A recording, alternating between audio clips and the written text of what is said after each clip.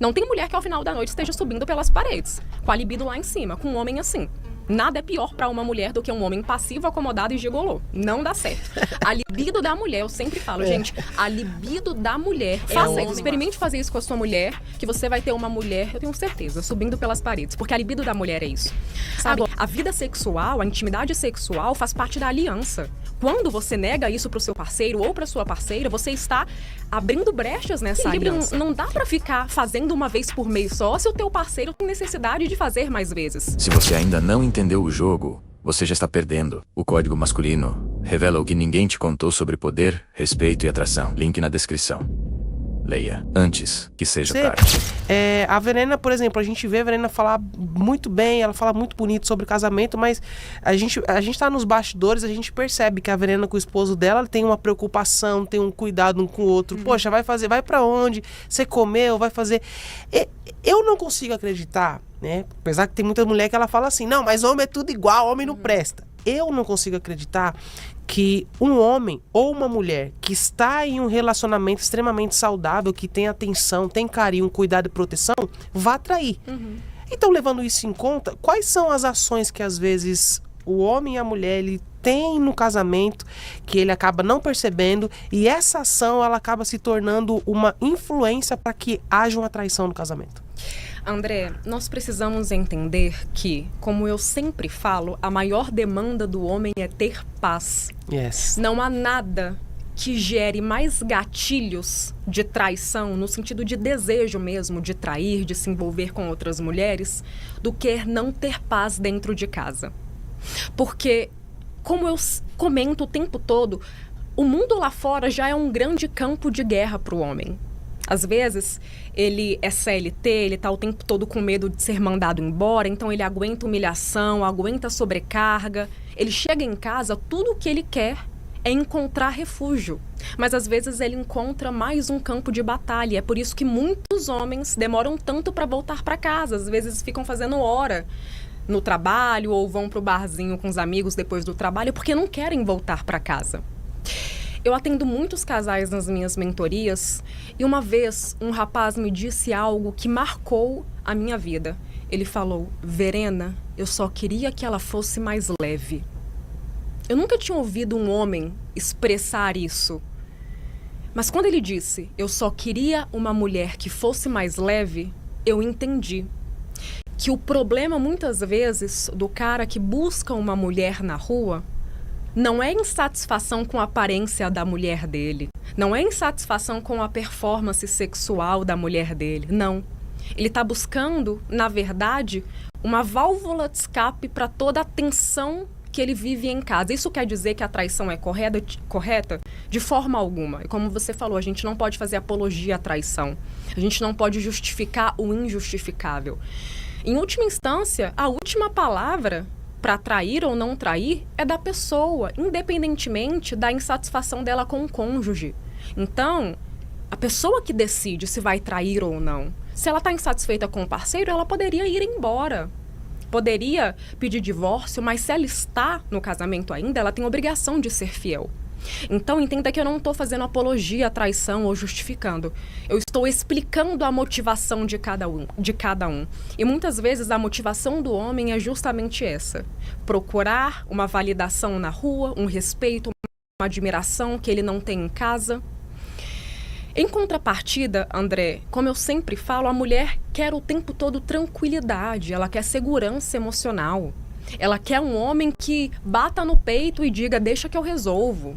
Pode deixar comigo, esse problema é comigo. E muitas vezes ela não tem isso dentro de casa. Pelo contrário, ela tem um cara que terceiriza as responsabilidades dele para ela, faz bem porcamente o papel dele como homem, como marido e como pai. É um homem que sobrecarrega ela com o trabalho doméstico, com os cuidados do filho, com as despesas da casa, porque tem muita mulher que faz das tripas coração. Ela trabalha o dia todo fora, ela arruma a casa, ela cuida da criança, ela tem que ajudar a pagar boleto. Não tem mulher que ao final da noite esteja subindo pelas paredes, com a libido lá em cima, com um homem assim. Nada é pior para uma mulher do que um homem passivo, acomodado e gigolô. Não dá certo. A libido da mulher, eu sempre falo, gente, a libido da mulher é um homem másculo, proativo, né? É um homem líder. A libido da mulher é um homem que diz, deixa comigo, que tira os problemas das costas dela. Faça isso, experimente fazer isso com a sua mulher, que você vai ter uma mulher, eu tenho certeza, subindo pelas paredes, porque a libido da mulher é isso. Agora, André, a gente precisa entender o seguinte, nós somos adultos. Sim. Todo mundo aqui tem necessidade sexual. Quem casou quer ter intimidade sexual. Sim. Então, eu atendo casais que estão há 2 anos sem intimidade sexual. Esse casal que eu atendi, que estava há mais de 2 anos sem intimidade sexual, esse rapaz, esse homem, ele encontrou uma amante na rua. É errado, sem dúvidas. Ele está errado, com certeza. Mas você entende que, de certa forma, essa esposa empurrou ele para o abismo? Porque ela estava negando há 2 anos intimidade sexual com ele. Ela estava há 2 anos impedindo que ele tocasse nela. Então, por mais que ele seja responsável pela traição, ela empurrou ele para esse abismo também. Porque a gente tem que ter responsabilidade afetiva. Casamento é uma via de mão dupla, você tem que se preocupar com as necessidades do outro. Ela colocou ele em abstinência por 2 anos. Ele foi lá e tentou preencher esse vazio na rua. Tá errado, tá, mas ela também tá errada. Porque ela empurrou ele para esse lugar, entende? Então a gente tem que ter essa maturidade. Cara, e aí entra um outro ponto. Visto que nós temos sempre dois lados e cada lado tem ali a sua vida, a sua visão, aquilo que, né, a sua ideologia, aquilo que acredita. Onde entra aí a importância, por exemplo, de se colocar no lugar do outro? Porque às vezes, para uma mulher talvez seja fácil para ela pensar assim, não, então não vou ter relação sexual como um castigo. Só que talvez nesse momento, a última coisa que passa pela cabeça dela é que o homem, fisiologicamente, ele já tem essa necessidade a mais que a mulher. E aí, qual é a importância, por exemplo, desse contexto em qualquer outro, em um relacionamento, a gente se colocar no lugar do outro? Olha, primeiro falando sobre essa questão sexual. A verdade, André, é que mulher que usa a vida sexual como moeda de troca está se comportando como uma garota de programa. Essa é a verdade. Porque garotas de programa fazem justamente isso. Elas negociam a intimidade sexual. Elas recebem algo e, em troca, elas dão intimidade sexual para a pessoa que está pagando elas. Então, a mulher que usa a vida sexual como moeda de troca está se comportando da mesma forma. Eu só vou te dar acesso a mim se você limpar a casa. Eu já ouvi muito isso. Se você lavar a roupa, se você lavar a louça, hoje à noite tem. Mas se você não me ajudar com os trabalhos domésticos, não vai ter nada para você hoje à noite. Que absurdo!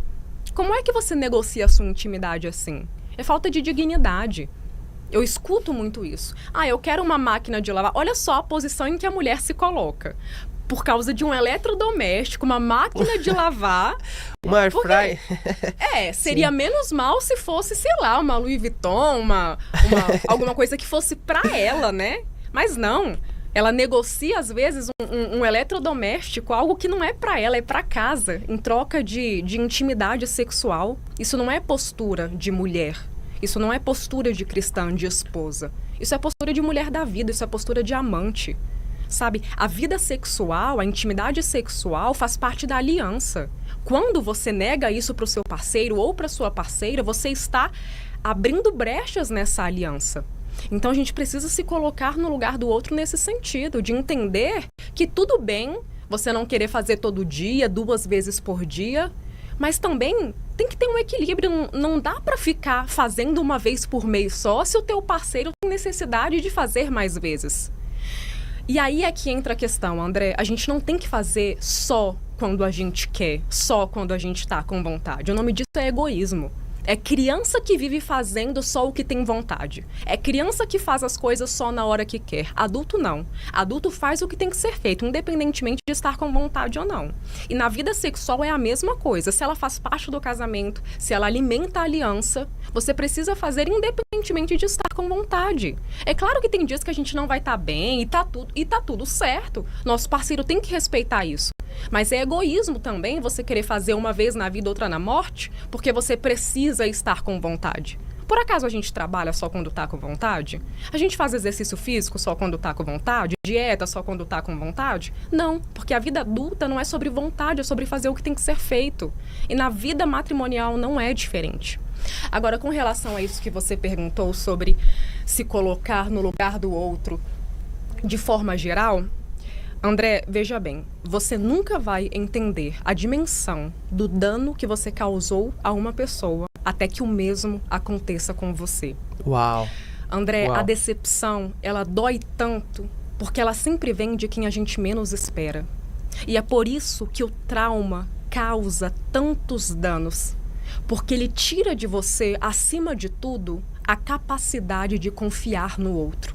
Porque uma pessoa traumatizada, ela vive em estado de alerta o tempo todo, achando que a qualquer momento ela vai ser ferida novamente. E aí é que entra a importância de liberar perdão. Não para absolver o outro, mas para não interromper a sua comunhão com Deus. Porque a Bíblia diz que aquele que não perdoa também não será perdoado pelo Pai. Então, eu sempre falo para pessoas feridas que elas precisam perdoar independentemente do que fizeram com ela. Independentemente do que fizeram com elas, porque o perdão, André, não é sobre o outro, é sobre você. O perdão não é sobre você dar ao outro acesso a você, é sobre você preservar o seu acesso a Deus. Pérez. O E se perdão. esse vídeo fez sentido para você, deixa o like e compartilha com alguém que também precisa ouvir essa mensagem. Nos vemos no próximo vídeo.